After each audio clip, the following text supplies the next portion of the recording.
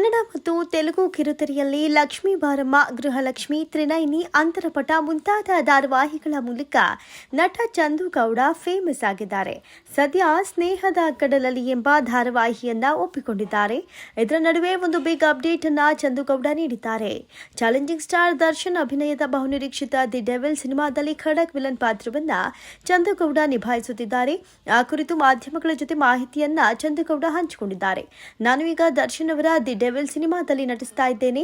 ನಾನು ಎಲ್ಲಾ ತರಹದ ಪಾತ್ರಗಳನ್ನ ಮಾಡ್ತೇನೆ. ಆದರೆ ದರ್ಶನ್ ಅವರಂತಹ ಸೂಪರ್ ಸ್ಟಾರ್ ಜೊತೆ ಚಾನ್ಸ್ ಸಿಕ್ಕಾಗ ಯಾರು ತಾನೇ ವಿಲನ್ ಪಾತ್ರ ಮಾಡುವುದಿಲ್ಲ. ರಾಬರ್ಟ್ ಚಿತ್ರದಲ್ಲಿ ನಾನು ನಟಿಸಿದ್ದೆ, ಆದರೆ ಇದೀಗ ಅದಕ್ಕಿಂತಲೂ ಜಾಸ್ತಿ ತೂಕ ಇರುವ ಪಾತ್ರ ಸಿಕ್ಕಿದೆ. ಶೂಟಿಂಗ್ ಮಾಡುವಾಗಲೇ ನನಗೆ ರೋಮಾಂಚನ ಅನಿಸ್ತಾ ಇತ್ತು. ಅಷ್ಟೊಂದು ಬ್ಯೂಟಿಫುಲ್ ಆಗಿ ಸಿನಿಮಾ ಮೂಡಿ ಬರ್ತಾ ಇದೆ. ದರ್ಶನ್ ಅವರ ಜೊತೆ 100 ಸಿನಿಮಾ ಚಾನ್ಸ್ ಸಿಕ್ಕರೂ ನಟಿಸ್ತೇನೆ ಅಂತ ಚಂದು ಗೌಡ ಹೇಳಿದ್ದಾರೆ. ರಿಷಬ್ ಶೆಟ್ಟಿ ನಟಿಸಿ ನಿರ್ದೇಶನ ಮಾಡ್ತಾ ಇರುವ ಕಾಂತಾರ ಚಾಪ್ಟರ್ 1 ಸಿನಿಮಾದ ಶೂಟಿಂಗ್ ವೇಳೆ ಜೂನಿಯರ್ ಕಲಾವಿದರೊಬ್ಬರು ಸಾವನ್ನಪ್ಪಿದ್ರು ಎಂಬ ಸುದ್ದಿ ಇತ್ತೀಚೆಗೆ ಭಾರಿ ಸದ್ದು ಮಾಡಿತ್ತು. ಸಾವಿಗೀಡಾದ ದುರ್ದೈವಿಯನ್ನ ಕೇರಳ ಮೂಲದ ಎಂಎಫ್ ಕಪಿಲ್ ಅಂತ ಗುರುತಿಸಲಾಗಿತ್ತು. ಕಾಂತಾರ ಚಾಪ್ಟರ್ 1 ಸಿನಿಮಾದಲ್ಲಿ ಇವರು ಜೂನಿಯರ್ ಕಲಾವಿದರಾಗಿ ಅಭಿನಯಿಸ್ತಾ ಇದ್ರು ಎಂಬ ಮಾಹಿತಿ ಸಿಕ್ಕಿತ್ತು. ಆದರೆ ಇದೀಗ ಈ ಬಗ್ಗೆ ಸಿನಿಮಾದ ನಿರ್ಮಾಪಕರಾದ ಹೊಂಬಾಳೆ ಫಿಲ್ಮ್ಸ್ ಅಧಿಕೃತ ಪ್ರಕಟಣೆಯನ್ನ ಹೊರಡಿಸಿದ್ದಾರೆ. ಎಂಎಫ್ ಕಪಿಲ್ ಅವರ ನಿಧನಕ್ಕೆ ನಮ್ಮ ಅಗಾಧವಾದ ಸಂತಾಪಗಳು. ಅವರ ಕುಟುಂಬಕ್ಕೆ ಮತ್ತು ಆತ್ಮೀಯರಿಗೆ ಈ ದುಃಖವನ್ನು ಭರಿಸುವ ಶಕ್ತಿ ಸಿಗಲಿ ಅಂತ ಪ್ರಾರ್ಥಿಸುತ್ತೇವೆ. ಈ ಕಷ್ಟದ ಸಮಯದಲ್ಲಿ ನಮ್ಮೆಲ್ಲರ ಸಹಾನುಭೂತಿ ಅವರೊಂದಿಗೆ ಇರಲಿದೆ. ಈ ಹಿನ್ನೆಲೆಯಲ್ಲಿ ಈ ಘಟನೆಯು ಕಾಂತಾರ ಚಾಪ್ಟರ್ 1 ಸಿನಿಮಾದ ಚಿತ್ರೀಕರಣದ ಸ್ಥಳದಲ್ಲಿ ಸಂಭವಿಸಿಲ್ಲ ಅಂತ ನಾವು ಸ್ಪಷ್ಟಪಡಿಸಲು ಬಯಸುತ್ತೇವೆ ಅಂತ ಹೊಂಬಾಳೆ ಫಿಲ್ಮ್ಸ್ ಹೇಳಿಕೆ ನೀಡಿದೆ. ಆ ದಿನ ಯಾವುದೇ ಚಿತ್ರೀಕರಣ ನಿಗದಿಯಾಗಿರಲಿಲ್ಲ ಮತ್ತು ಈ ಘಟನೆ ಅವರ ವೈಯಕ್ತಿಕ ಕಾರ್ಯಕ್ರಮದಲ್ಲಿ ನಡೆದಿದೆ. ಕಾಂತಾರ ಚಲನಚಿತ್ರಕ್ಕೆ ಸಂಬಂಧಿತ ಚಟುವಟಿಕೆಗಳ ವ್ಯಾಪ್ತಿಯ ಹೊರಗೆ ಸಂಭವಿಸಿದೆ. ದಯವಿಟ್ಟು ಈ ಘಟನೆಯನ್ನ ಕಾಂತಾರ ಚಾಪ್ಟರ್ 1 ಚಿತ್ರ ಅಥವಾ ಅದರ ಸಿಬ್ಬಂದಿಯೊಂದಿಗೆ ಯಾವುದೇ ಸಂಬಂಧವನ್ನ ಕಲ್ಪಿಸಬಾರದು ಅಂತ ನಾವು ವಿನಂತಿಸುತ್ತೇವೆ ಅಂತ ಹೊಂಬಾಳೆ ಫಿಲ್ಮ್ಸ್ ಮನವಿ ಮಾಡಿಕೊಂಡಿದೆ. ಈ ಹಿಂದೆ ಕಾಂತಾರ ಚಿತ್ರತಂಡ ಸಾಗ್ತಾ ಇದ್ದ ಬಸ್ ಕೊಲ್ಲೂರಿನಲ್ಲಿ ಅಪಘಾತಕ್ಕೀಡಾಗಿತ್ತು. ಆ ವೇಳೆ ಬಸ್ನಲ್ಲಿದ್ದ ಜೂನಿಯರ್ ಕಲಾವಿದರು ಗಾಯಗೊಂಡಿದ್ರು. ಶತ್ರು ರಾಷ್ಟ್ರ ಪಾಕ್ ಮೇಲೆ ಭಾರತೀಯ ಸೇನೆ ದಾಳಿಯನ್ನು ಆರಂಭಿಸಿದೆ. ಪಹಲ್ಗಾಮ್ ಮೇಲಿನ ಉಗ್ರರ ದಾಳಿಗೆ ಆಪರೇಷನ್ ಸಿಂಧೂರ್ ಹೆಸರಿನಲ್ಲಿ ತಕ್ಕ ಪ್ರತ್ಯುತ್ತರವನ್ನ ಇಂಡಿಯನ್ ಆರ್ಮಿ ನೀಡ್ತಾ ಇದೆ. ಈ ನಡುವೆ ಬಾಲಿವುಡ್ ಮಂದಿಯ ಕಣ್ಣು ಆಪರೇಷನ್ ಸಿಂಧೂರ್ ಹೆಸರಿನ ಮೇಲೆ ಬಿದ್ದಿದೆ. ಹೌದು, ಆಪರೇಷನ್ ಸಿಂಧೂರ್ ಹೆಸರಿನಲ್ಲಿ ಸಿನಿಮಾ ಮಾಡಲು ನಾಮುಂದು ತಾಮುಂದು ಅಂತ ನಿರ್ಮಾಪಕರು ಮುಗಿಬಿದ್ದಿದ್ದಾರೆ.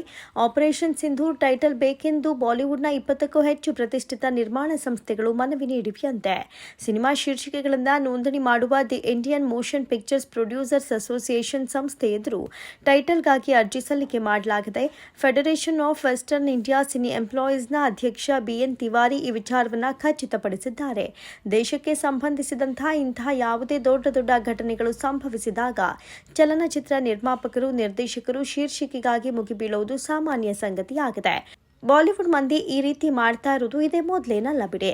ಈ ಹಿಂದೆಯೂ ಕೂಡ ಇದೇ ರೀತಿ ಘಟನೆಗಳಾದಾಗ ಸಿನಿಮಾ ಟೈಟಲ್ಗಳನ್ನು ಮುಗಿಬಿದ್ದು ನೋಂದಣಿ ಮಾಡಿಸಿದ್ದಾರೆ. ಅದೇ ಚಾಳಿಯನ್ನ ಈ ಬಾರಿ ಕೂಡ ಮುಂದುವರೆಸಿದೆ.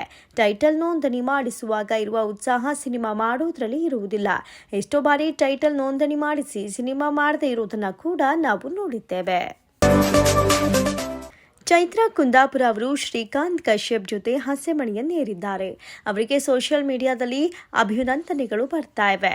ಅವರ ವಿವಾಹ ಈ ಮೊದಲೇ ನಿಗದಿಯಾಗಿತ್ತು, ಈಗ ಅದು ನೆರವೇರಿದೆ ಎಂದು ಕುಂದಾಪುರದಲ್ಲಿ ಚೈತ್ರಾ ಕುಂದಾಪುರ ಅವರು ಹೊಸ ಬಾಳಿಗೆ ಕಾಲಿಟ್ಟಿದ್ದಾರೆ.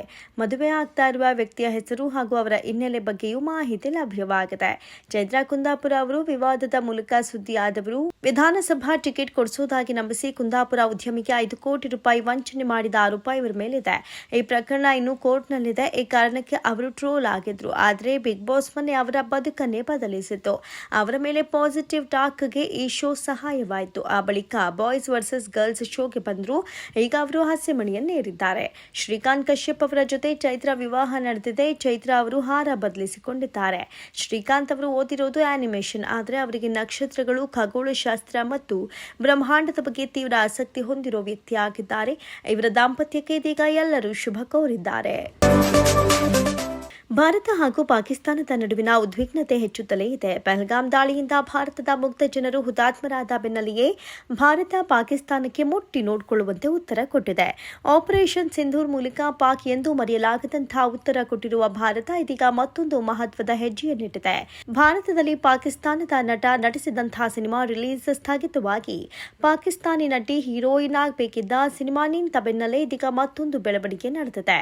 ರಾಷ್ಟ್ರೀಯ ಭದ್ರತೆಯ ಹಿತದೃಷ್ಟಿಯಿಂದ ಭಾರತದಲ್ಲಿ ಕಾರ್ಯನಿರ್ವಹಿಸ್ತಾ ಇರುವ ಎಲ್ಲ OTT ಪ್ಲಾಟ್ಫಾರ್ಮ್ಗಳು, ಮಾಧ್ಯಮ ಸ್ಟ್ರೀಮಿಂಗ್ ಪ್ಲಾಟ್ಫಾರ್ಮ್ಗಳು ಮತ್ತು ಮಧ್ಯವರ್ತಿಗಳು ಪಾಕಿಸ್ತಾನದ ಎಲ್ಲ ರೀತಿಯ ಕಂಟೆಂಟ್ ಪ್ರಸಾರ ನಿಲ್ಲಿಸಲು ಮಾಹಿತಿ ಮತ್ತು ಪ್ರಸಾರ ಸಚಿವಾಲಯ ಆದೇಶಿಸಿದೆ. ಪಾಕಿಸ್ತಾನದ ಮೂಲಕ ವೆಬ್ ಸರಣಿಗಳು, ಚಲನಚಿತ್ರಗಳು, ಹಾಡುಗಳು, ಪಾಡ್ಕಾಸ್ಟ್ಗಳು ಮತ್ತು ಇತರ ಸ್ಟ್ರೀಮಿಂಗ್ ಮಾಧ್ಯಮ ವಿಷಯವನ್ನ ಸಬ್ಸ್ಕ್ರಿಪ್ಷನ್ ಆಧಾರಿತ ಮಾದರಿಯಲ್ಲಿ ಲಭ್ಯವಾಗುವಂತೆ ಮಾಡಿದ್ರು ಅಥವಾ ಫ್ರೀಯಾಗಿ ಸ್ಟ್ರೀಮಿಂಗ್ ಇದ್ರೂ ಅದನ್ನ ತಕ್ಷಣದಿಂದ ನಿಲ್ಲಿಸಲು ಸೂಚಿಸಲಾಗಿದೆ.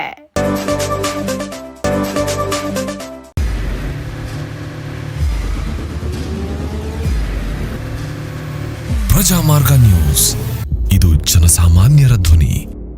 ನಮಸ್ಕಾರ. ನೀವು ನೋಡ್ತಾ ಇದ್ದೀರಾ ಪ್ರಜಾಮಾರ್ಗ ನ್ಯೂಸ್. ರಾಷ್ಟ್ರದ ರಾಜ್ಯದ ರಾಜಕೀಯದ ಬಗ್ಗೆ ಹೆಚ್ಚಿನ ಸಿನಿಮಾ ಅಪ್ಡೇಟ್ಗಳಿಗಾಗಿ ಫಸ್ಟ್ ಲೈಕ್ ಮಾಡಿ, ಸಬ್ಸ್ಕ್ರೈಬ್ ಆಗಿ, ಹಾಗೆ ಫಾಲೋ ಕೂಡ ಮಾಡಬೇಕು.